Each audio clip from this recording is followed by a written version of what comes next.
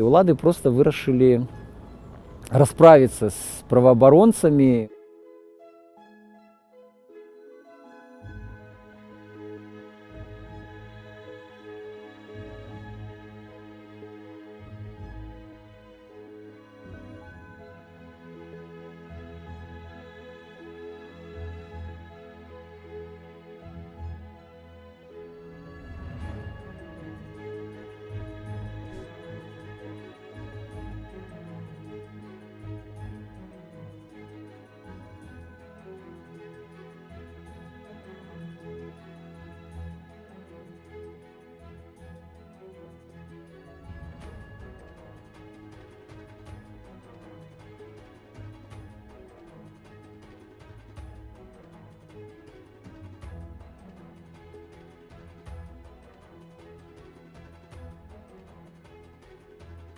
У краіне, дзе праваабаронцы і журналісты знаходзяцца ў турме, там больш нічого не трэба тлумачыць, што гэта за краіна, які там лад.